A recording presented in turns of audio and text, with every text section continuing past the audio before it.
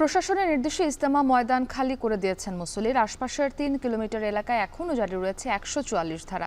পরিস্থিতি নিয়ন্ত্রণে মোতায়েন রয়েছে সেনাবাহিনী, বিজিবি, র্যাব, পুলিশ সহ আইন শৃঙ্খলা বাহিনীর সদস্য।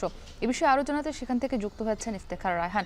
ইফতেখার, আজ ইজতেমা ময়দানের আশপাশের এলাকার কি অবস্থা দেখছেন, এছাড়াও সার্বিক পরিস্থিতি সম্পর্কে বিস্তারিত জানতে চাই। জি, মুক্তি। যেহেতু ইজতেমা ময়দান এবং এর আশপাশের ৩ কিলোমিটার এলাকা জুড়ে ১৪৪ ধারা জারি করা হয়েছে। সে কারণে কিন্তু আমরা দেখেছি যে সকাল থেকেই এই ইজতেমা ময়দান এবং এর আশপাশের এলাকায় কিন্তু আইনশৃঙ্খলা বাহিনীর কড়া নজরদারি রয়েছে। বিশেষ করে আমি যদি বলি যে সেনাবাহিনীর টহল জোরদার করা হয়েছে এবং সেনাবাহিনীর যে তৎপরতা সেটি কিন্তু বেশ চোখে পড়ার মতো ছিল।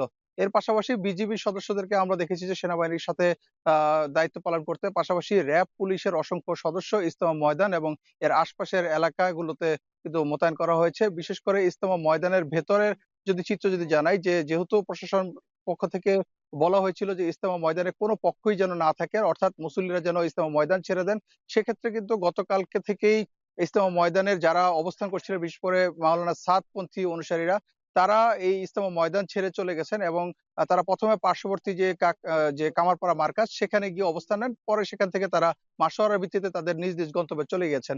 এখন এই মুহূর্তে ইজতেমা ময়দান এবং এর আশপাশের এলাকা পুরোটি কিন্তু আইনশৃঙ্খলা বাহিনীর নিয়ন্ত্রণে রয়েছে। যেকোনো ধরনের আ অপ আ অনাকাঙ্ক্ষিত ঘটনা এড়ানোর জন্য আইনশৃঙ্খলা বাহিনীর সদস্যরা মোতায়েন রয়েছে। পাশাপাশি এই পথ দিয়ে যারা যাতায়াত করছে তাদেরকে কিন্তু চেকপোস্টে তল্লাশি করা হচ্ছে।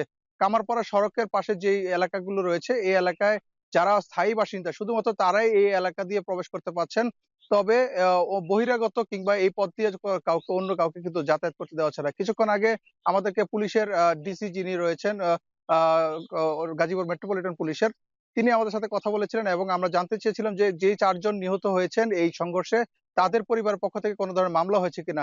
এখন পর্যন্ত কিন্তু এই নিহতদের পরিবার পক্ষ থেকে কোন ধরনের অভিযোগ নিয়ে থানায় আসেনি কিংবা তারা আইনগত সহায়তা চায়নি। সেক্ষেত্রে তারা বলছেন যখনই কোন ধরনের পরিবারের পক্ষ থেকে, নিহতদের পরিবারের পক্ষ থেকে আবেদন করা হবে মামলার জন্য, তখন আইনগত ব্যবস্থা নেওয়া হবে। পাশাপাশি ইজতেমা ময়দানের ভেতরে আমরা দেখেছি যে যারা কয়েকজন মুসল্লিকে দেখেছি, তাদের সাথে আমরা কথা বলেছিলাম। তারা বলছেন মূলত তারা যে ইজতেমা ময়দানের ভেতরে যে সকল শামিয়ানা সহ মালামালগুলো রয়েছে, সেই মালামালগুলো তারা দেখভাল করছেন এবং সেটি প্রশাসনের অনুমতি সাপেক্ষেই তারা ইজতেমা ময়দানের ভেতরে রয়েছেন।